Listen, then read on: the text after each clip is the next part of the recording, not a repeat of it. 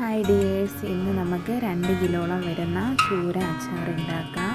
അതിനായിട്ട് 1/2 കിലോ വെളുത്തുള്ളി തൊലി കളഞ്ഞ് കഴുകി വൃത്തിയാക്കി ജാറിലിട്ടൊന്ന് ക്രഷ് ചെയ്തെടുക്കാം. അതിനുശേഷം നമുക്ക് ഇഞ്ചി, അതും 1/2 കിലോളം എടുത്തിട്ടുണ്ട്. അത് തൊലി കളഞ്ഞ് കഴുകി വൃത്തിയാക്കി അത് നമുക്ക് ക്രഷ് ചെയ്ത് മാറ്റി വയ്ക്കാം. 1/4 കിലോ പച്ചമുളക്, അത് ചെറുതായിട്ട് അരിഞ്ഞ് അത് മാറ്റി വെച്ചിട്ടുണ്ട്. ഇതെല്ലാം നമുക്കൊന്ന് അടച്ച് വയ്ക്കാം.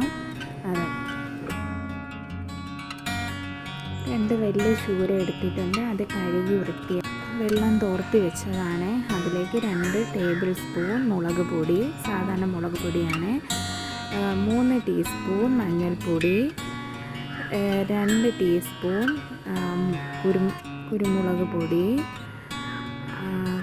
1/4 ടീസ്പൂൺ ഉപ്പ്. ഇതെല്ലാം കൂടി ചേർത്ത് നമുക്കൊന്ന് കൈ വെച്ച് തന്നെ നന്നായിട്ട് മിക്സ് ചെയ്ത് വെക്കണം. മിക്സ് ചെയ്താൽ മാത്രമേ ഇത് നന്നായിട്ട് ഫിഷിലേക്ക് പിടിക്കത്തുള്ളൂ. എന്നിട്ട് നമുക്കതൊന്ന് അടച്ചു വയ്ക്കാം. അടുത്തതായി നമുക്കൊരു അച്ചാറുണ്ടാക്കാനുള്ള പാത്രം അടുപ്പിൽ വയ്ക്കാം. അതിലേക്ക് 1/2 കിലോ നല്ലെണ്ണ ഒഴിക്കാം. അതിനുശേഷം അത് ചൂടായി വരുമ്പോൾ നമ്മുടെ മാഗ്നേറ്റ് ചെയ്ത് വെച്ചിരിക്കുന്ന ചൂര നമുക്ക് അതിലേക്കിട്ട് ഫ്രൈ ചെയ്ത് മാറ്റി വയ്ക്കാം. ഫ്രൈ ചെയ്ത എണ്ണയിൽ തന്നെ നമുക്ക് ക്രഷ് ചെയ്ത ഇൻഗ്രീഡിയൻസ് ഓരോന്നായിട്ട് ഇതിലേക്ക് ഇടാം. ഇതിലേക്ക് വറ്റൽ മുളക് ആഡ് ചെയ്യാം. അതിനുശേഷം നമുക്ക് കറിവേപ്പില ഇടാം. വിറകടുപ്പിലാണ് ഗൈസ് വയ്ക്കുന്നത് അച്ചാർ. അതാണ് ഈ പുക കാണുന്നത്. ഉമ്മച്ചിയാണ് കുക്ക് ചെയ്യുന്നത്, ഞാൻ വീഡിയോ എടുക്കുന്നത്. ഇനി ഈ മിക്സിലേക്ക് ഡ്രൈ ഇൻഗ്രീഡിയൻസ് ചേർക്കാം. അതിലേക്ക് 5 table spoon Kashmiri chilli,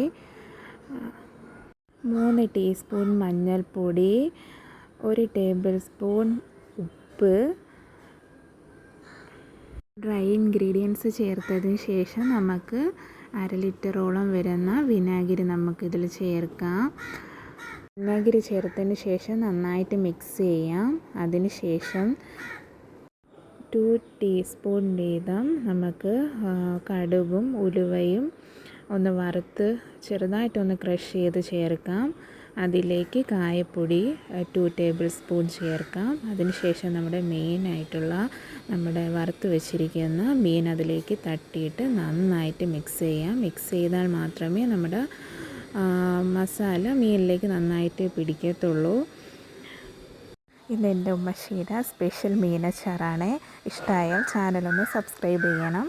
thank you.